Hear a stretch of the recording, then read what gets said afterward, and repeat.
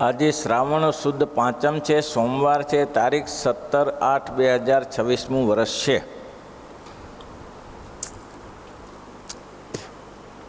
મહારાજે કહ્યું કે આ વાર્તા જેને યથાર્થ સમજાઈ જાય તેને કંઈ કરવા જેવું નથી. એ વાર્તા કઈ વાર્તા?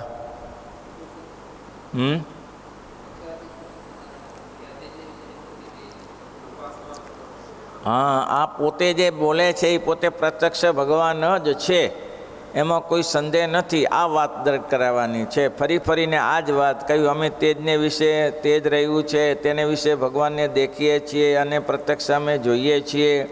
આ બધી ચર્ચાઓ એના માટે કરી છે. અને મહારાજ કે જો આ મૂર્તિનું જો ચિંતન થઈ જશે તો પછી વૃત્રાસુરનું જેવું જ્ઞાન ગયું નહીં તેમ તમારે જ્ઞાન 2-3 જન્મમાં પણ વૃત્રાસુરને જ્ઞાન ન ગયું. કાલે આપણે વાત છોડી હતી કે અબનાથ કર કરુણા વિલોકત વાલિયહ મર માગિયં દેહી જોની જન્મા કર્મ વસતઃ રામ પદ અનુરાગિયં દેહી જોની જન્મા કર્મ વસતઃ રામ પદ અનુરાગિયં. આ વાલીએ માગ્યું છે. વાલીએ મરતા કહ્યું, પ્રભુ કર્મ પરના હિસાબ પ્રમાણે તમે હિસાબ તો આપશો, પણ હવે તો હું અંતિમ જઈ રહ્યો છું. હવે મને મારાથી કંઈ સત્કર્મ થઈ શકે એવું મને દેખાતું નથી. જ્યાં જન્મ મળે ત્યાં મેં કાને કહ્યું તે પ્રમાણે, જેમ પક્ષીના બચ્ચાનું દૃષ્ટાંત આપ્યું પણ કે શિકારી મારી નાખે, ગાયના વાછરનું દૃષ્ટાંત આપ્યું તો કે ગાયના વાછડાને મિલન થાય જ નહીં, કારણ કે ગાયને કોઈ કેટલાક તો વાછડાને છોડ્યા વગર દોઈ લેતા હોય છે, તો મિલન જ ના થાય. તો અમારે કરવું શું એમ? તો કે જે પોતાનો પતિ પ્રદેશ ગયો હોય અને 10 વર્ષ કે 20 વર્ષ ત્યાં રહ્યો હોય અને પતિ પત્નીની અને એને જે પતિને મળવાની મનોકામના હોય એવી પ્રીતિ મને તમે તમારા વિશે મને આપજો. ભગવાનને કહ્યું કે મહારાજ એ પણ બરાબર નથી. નાવમાં બેસીને આવવાનું છે, નાવ આ બાજુ આવે, વચમાં ડૂબી જાય તો મિલન થાય નહીં. પછી કહ્યું કે તમારે કરવું શું છે? તો કે બસ એક જ વસ્તુ મને આપો કે એવો મને સાધુ આપી દો. જો ભગવાન ના મળ્યા હોય તો મને ભગવાન મેળવી દે, અને જો ભગવાન મને મળ્યા હોય તો મારાથી દૂર ના જવા દે. બીજા જન્મ મને આ કરી આપજો. ભગવાને તથાસ્તુ કહ્યું. એટલે અબનાથ કર કરુણા વિલોકત વાલિયહ વર માગિયં દેહી જોની જન્મા કર્મ વસત. એમાં હું આ લાચાર છું. મારા કર્મના સિદ્ધાંત પ્રમાણે તમે મને જન્મ આપશો, પણ જ્યાં જ્યાં જન્મ મળે તે રામપદ અનુરાગી હું. અને એ રામપદને અનુરાગ કરવા માટે કોઈ એવા એકાંતિક સંતનો મને સમાગમ આપજો, તો જ થશે, તે સિવાય નહીં થાય. તો મહારાજ કે વત્રાસુરને આવું જ્ઞાન રહ્યું શેમાં? રાક્ષસ જોનીમાં પણ. તો એવી પ્રીતિ કેમ થઈ? તો કે એને ભગવાન અને સંતનો સમાગમ, નારદ અને અંગિરસનો સમાગમ કરેલો, એ સમાગમ એને રહ્યો. અને મહારાજ કે ભરતાખ્યાનની કથા તો સૌ કોઈ જાણે છે, અને વચનામૃતમાં અંત્યના 17માં લખાઈ ને 19માં લખાઈ છે. અને મહારાજે એમ પણ કહ્યું કે સાધુ પુરુષો હોય તેને હંમેશને માટે પોતાના કુટુંબીમાં સંબંધ ન રાખવો, એનાથી દૂર રહેવું. કારણ કે વર અને પીપળો છે અને જમીનમાં નાખ્યા પછી પાલવ્યા કરશે, અને આંબો અને લીમડો છે એને જમીનમાં નાખીને ખાડો કરીને નાખશો તોય નહીં ઉગે, ફૂટશે નહીં. પણ લીમડો ને આંબો ને પીપળો તો જે પીપળો ને વડ તો ફૂટ્યા કરે છે.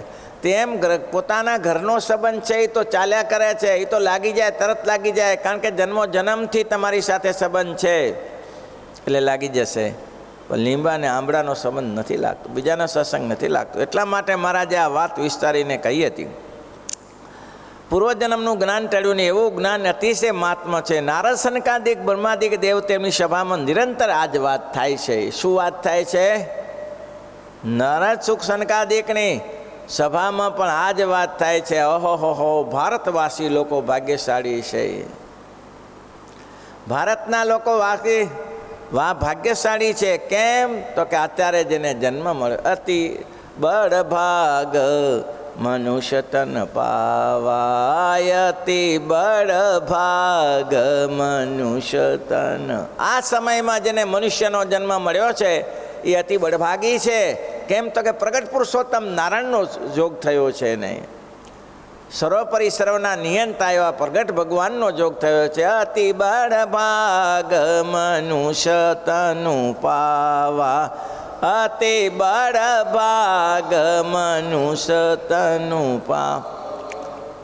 સુર દુર્લભ મુનિ શબ ગાવા, સુર દુર્લભ મુનિ સન ગાવા, અતિ બળભાગ મનુષ્ય તનુ પાવા, અતિ બળભાગ મનુષ્ય તનુ પાવ.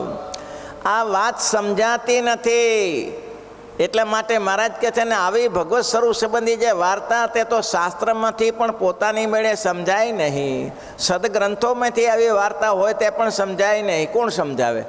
આ વાત વેતનામૃત એમને ચાલ્યા જ કરે છે, વહેતું જ રહ્યું વેતનામૃત. કોને સમજાવ્યું કે આ પ્રગટ પુરુષોત્તમની ઉપાસના છે અને એનાથી જ પુરુષોત્તમ નારાયણને રાજી કરવા છે? કોણ સમજાવે છે બોલો?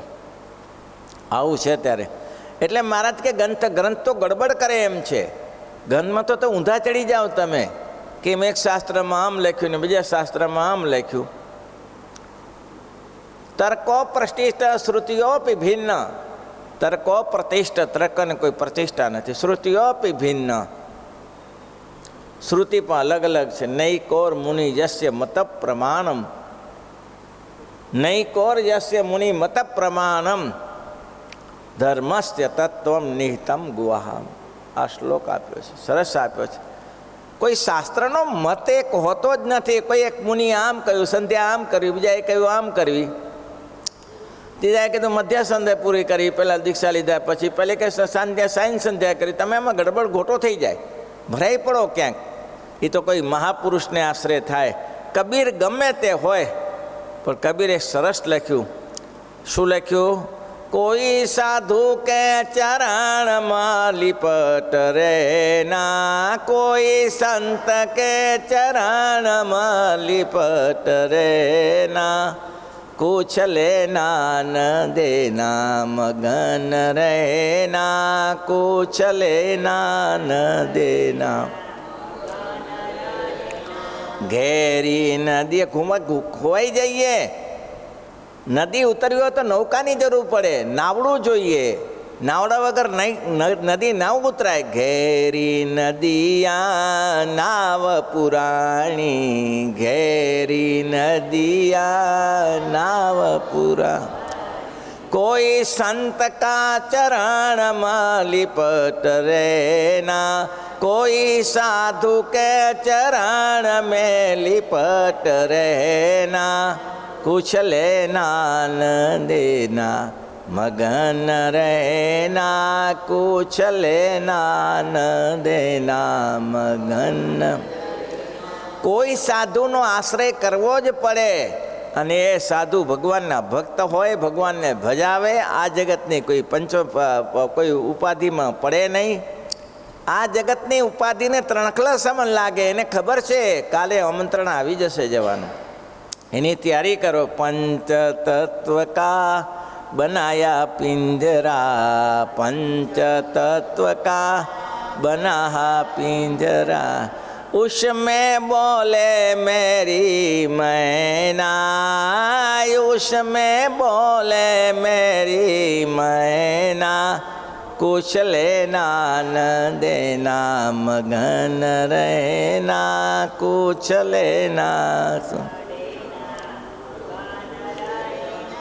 कहत कबीरा सुनो भाई साधु, कहत कबीरा सुनो भाई सा.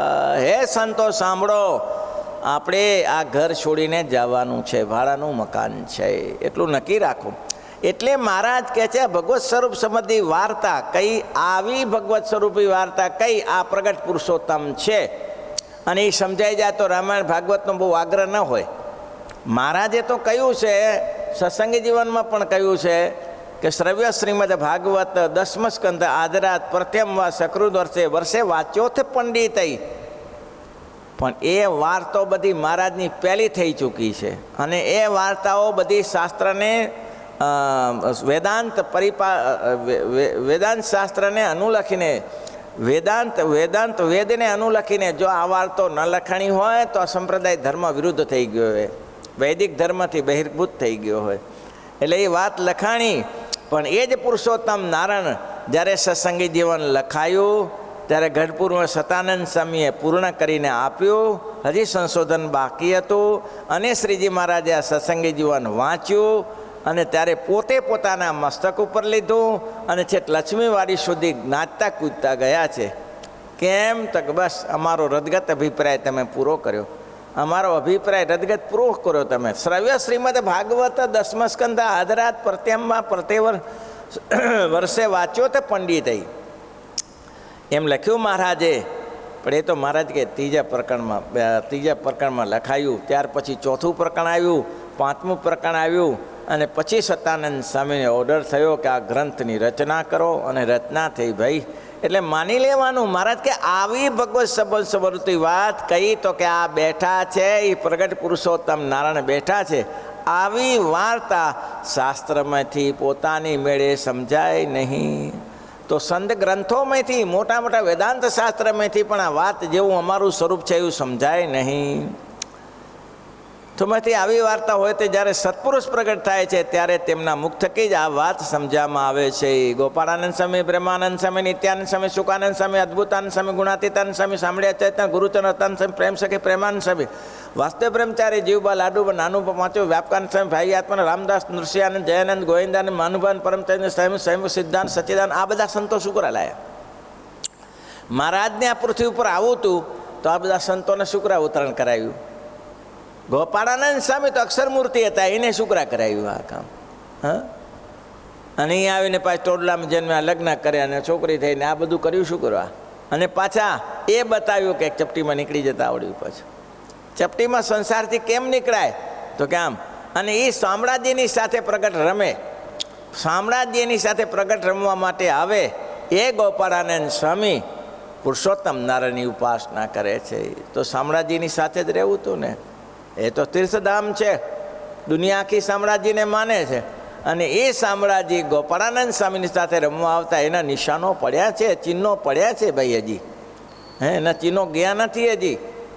તો એ પુરુષોત્તમ નારાયણનો જન્મ થાય ને ભગવાન શ્રી ગોળ ગોપાળાનંદ સ્વામી ગોળ વેચે તો આ બધું શું છે ત્યારે? તો એ જ પ્રગટ થાય ને સચ્ચિદાનંદ સ્વામી, શું ગુણાતીતાનંદ સ્વામી કે આજે સાકર વેચો, ભગવાને જનોઈ અપાય છે આજે. બોલો, આ બધા દીર્ઘદ્રષ્ટિ જ હતા, આખો અહીંયાના મુક્ત નહોતા. અક્ષરધામમાંથી આ સર્વોપરી નિષ્ઠા પ્રવર્તાવા માટે જ અહીંયા પધાર્યા હતા.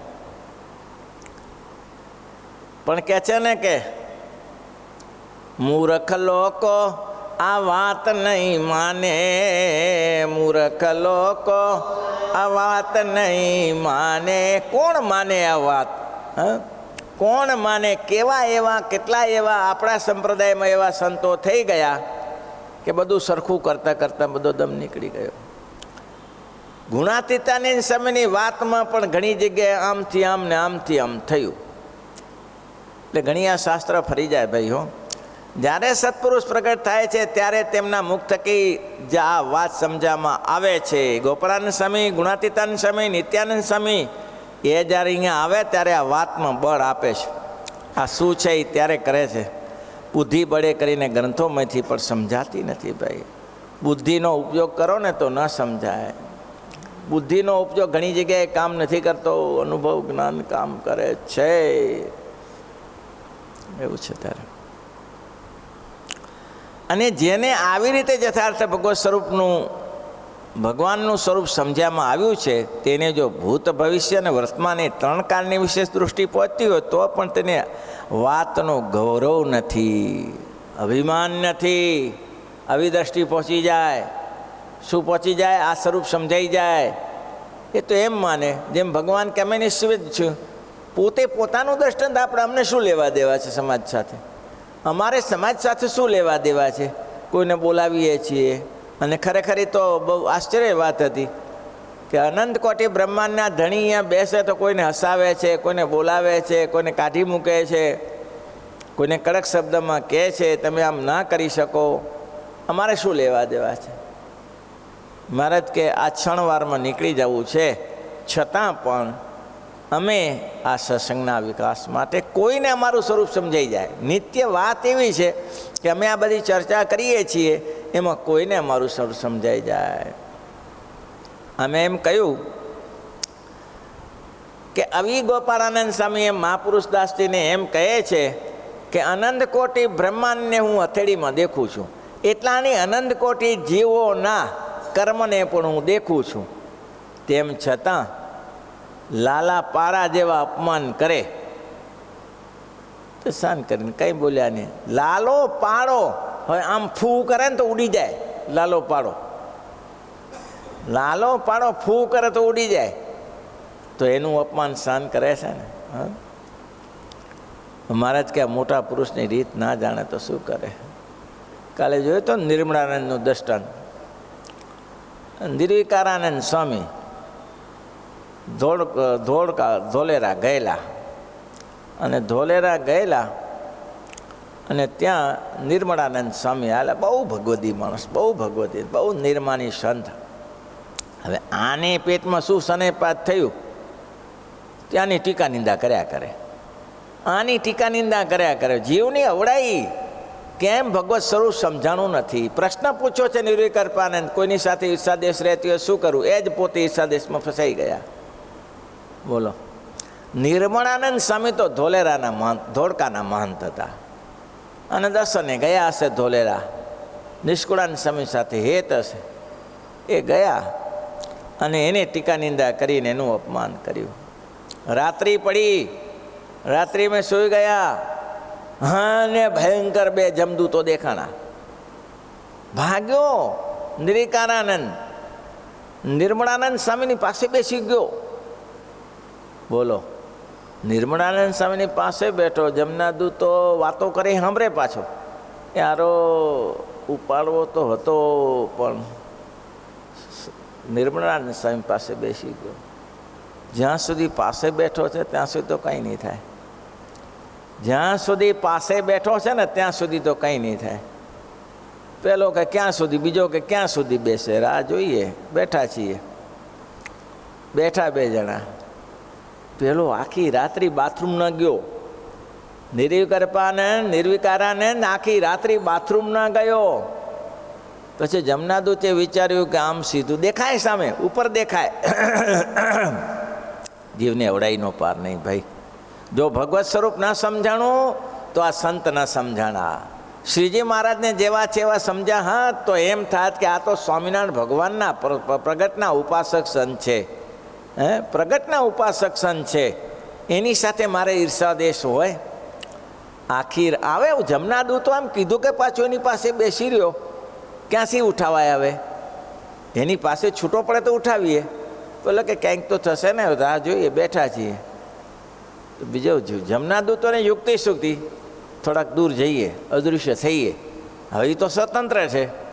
થોડા અદૃશ્ય થયા ને તો સવારે 4 વાગ્યાનો ટાઈમ થયો, ત્યાં સુધી જમનાદૂતો આકાશમાં દેખાયા કર્યા. આ વાત પ્રસિદ્ધ છે, માને કે ના માને. ગુણાતીતાન સ્વામી લખી છે, નિષ્કુળાનંદ સ્વામીએ જાહેર કરી કે આ વાત નજરમાં મેં જોઈ છે. બોલો. સવારે જમનાદૂતો બંધ થયા એટલે પેશાબ તો લાગ્યો જ હતો આને, એટલે પેશાબ કરવા ગયા. ધબ દઈને ઉપાડી ગયા, ધબ દઈને જમનાદૂતો ઉપાડી ગયા. વાત એમ હતી, મહારાજ કે જેને આવું સ્વરૂપ સમજાણું હોય, અહીંયા લખે છે ને મહારાજ શું કહે છે, આવી રીતે યથાર્થ ભગવાનનું સ્વરૂપ સમજાવવામાં આવ્યું હોય, તેને જો ભૂત ભવિષ્ય અને વર્તમાન 3 કાળની વિશે દ્રષ્ટિ પહોંચતી હોય તો પણ તેને એ વાર્તાનો ગર્વ ના આવે, અભિમાન ના આવે. એ તો ગોપાળાનંદ સ્વામી, નિત્યાનંદ સ્વામી ગમે તેવા અપમાન કરે. નિત્યાનંદ સ્વામીની તાકાત ઓછી, નિત્યાનંદ સ્વામીની તાકાત ઓછી, ગાભા કાઢી નાખે એવી તાકાત કોઈના દુનિયામાં કોઈની તાકાત નથી કે કોઈ કાંઈ એને કરી શકે.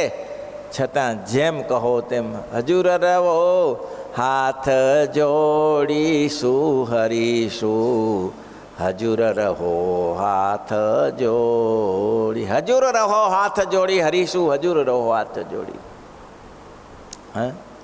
હજુર રહો હાથ જોડી, હાથ જોડીને હાજી હાજી કરતા રહ્યા. કેમ ભગવાનનું સ્વરૂપ સમજાણું હતું ગોપાળાનંદ સ્વામીને, નિત્યાનંદ સ્વામીને, ગુણાતીતાનંદ સ્વામીને. દાસ ભાવે વર્ત્યા. હાક મારે તો જીવને ઉડાડીને ભગવાનના ધામમાં પહોંચાડી દે.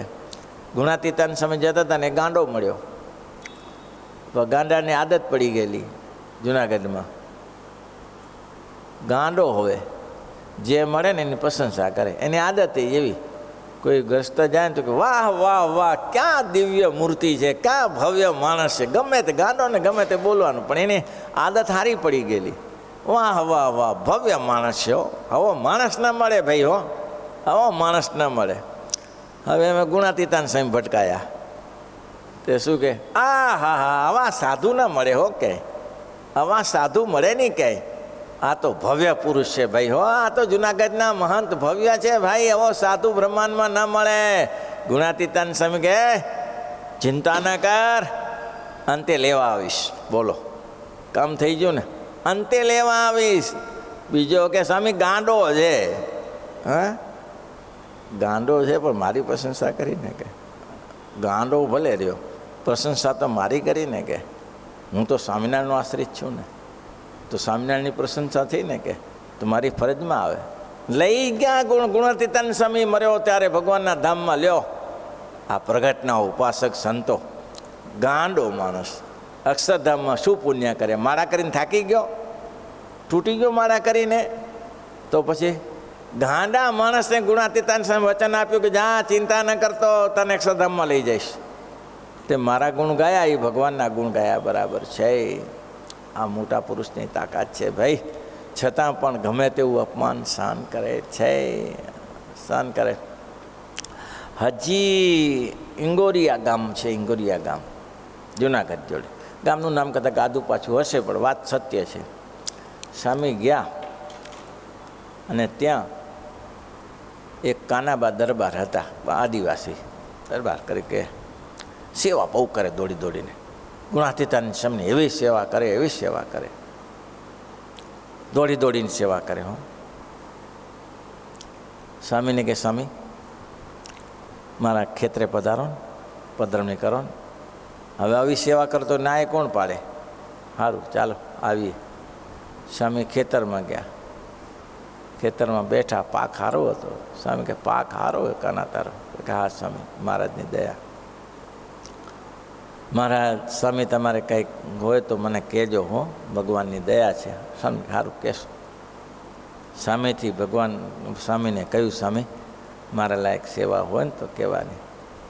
આજુબાજુ હરિભક્તો હતા, એને કીધું કે સ્વામી ભગત તો બહુ ભલા છે, પણ છોકરો નથી આને કોઈ, આને કોઈ છોકરો નથી.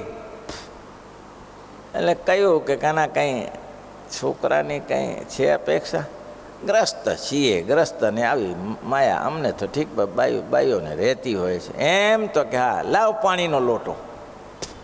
પાણીનો લોટો એટલે શેમડાનું વૃક્ષ ત્યાં જ ઊભું હતું સેઢા ઉપર. હા, સ્વામીએ કાલમાયા પાપ કર્મ જમદૂતો ભયામ્યમ શ્રી કૃષ્ણ દેવ શરણમ સપ્રપનમ. જ્યાં કાનાને ત્યાં પતી ગયો. બીજે દિવસે હું કહી ગયો શેમડો, જ્યાં 10મે મહિને તારું પારણિયું બંધાઈ જશે, 10મે મહિને તારું પારણિયું બંધાઈ જશે. અને 10મે મહિને એ છોકરાનો જન્મ થયો, એનું નામ પાડ્યું ભીમભાઈ.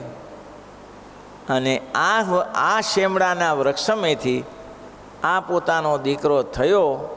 એટલે શેમડાનું થળિયું લાંબુ હતું, એને સંઘરી રાખ્યું.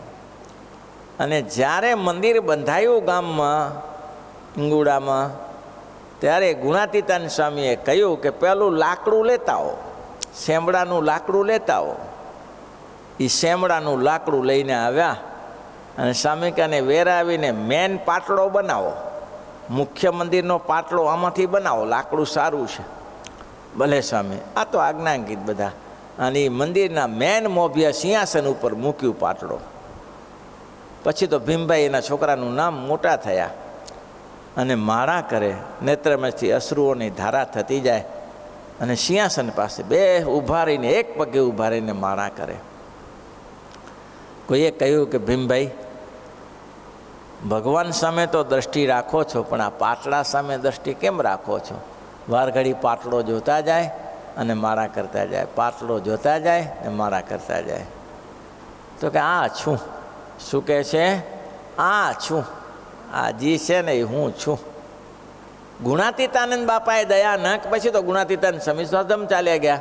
ગુણાતીતાનંદ સ્વામી બાપાએ કરીને આમાંથી મને કાઢીને આ મનુષ્ય જન્મ આપ્યો છે, અને હવે જો ભગવાન ના ભજ્યું તો મારે તો આને આ હોય. નેત્રમાંથી ચોધાર આશરે રડે અને મારા કર્યા કરે ભીમભાઈ, અને એકાંતિક ભક્ત થયા. ભાઈ આ મોટા પુરુષ આવી શક્તિશાળી હોય છે, આવી શક્તિશાળી હોય છે, છતાં નિર્માની રહે. એ લોટિયા સાધુ ધરાર અપમાન કરે. ગુણાતી લોટિયા સાધુ હજી એ નિશાની મૂકી રાખી છે લોટિયા સાધુની. ધરાર અપમાન કરે. લોટ જ પીએ મારે બેટા, લોટ પીએ, બાજરીનો લોટ પીએ. ગુણાતીતાનંદ સ્વામીને ભતર કામ હોય એટલે સંતોને કે સંતો બપોરે થોડું કોરણ કરી લો, કાલનું પડ્યું ને બાજરીના રોટલાને છાશ જમીને જાઓ, ઘાસ કાપવાનું હોય, લાકડા કાપવાનું હોય, થાકી જવાય. એ પેલા જોઈ ન શકે. દોહાની બુદ્ધિ બગડીને કે બોલો શું બુદ્ધિ બગડી? બીજે તેમ પાત્ર હેઠું કરે છે, બીજું તેમ પાત્ર એક જ વાર જમવાનું નહીં, એ બીજી વાર પાત્ર હેઠું કરે છે. શું પાત્ર હેઠું કરે? તારા જેવા આવા લુખા ભેગા થયા હોય તો કાંઈ થાય ખરું? એ લુખાથી પાત્ર થાય, કામ કરે. એ મારા લોટ પીને પડ્યા રહે પણ સ્વામીની આજ્ઞા માને નહીં. પણ છતાંય સ્વામી ગોપાળાને સ્વામીનું એક સાધુ અપમાન કર્યું. ત્યારે ગુણાતીતાનંદ સ્વામીને કહેવું પડ્યું કે અહીં તો તે તારા સરખા શું કહેવાય, અહીં તો તારા સરખા ગોઠિયા ભેગા કર્યા છે, લૂંટિયા ભેગા કર્યા છે, એટલે અહીં તો તું ગોપાળાનંદ સ્વામી પહોંચી વળીશ, પણ અક્ષર બ્રહ્મ છે, અક્ષર મૂર્તિ છે, ત્યાં તારા બાપને નહીં પેસવા દે. અક્ષરધામ પોતે છે, ત્યાં અક્ષરધામમાં પેસવા નહીં દે. ત્યાં ચક્રો મારીને પાછો આવીશ ને ભૂત અને પ્રેત થઈશ. શું અપમાન કરે, કોનું અપમાન કરે છે? આવું શાન કર્યું ને બધાએ, લો નહીં કર્યું શાન?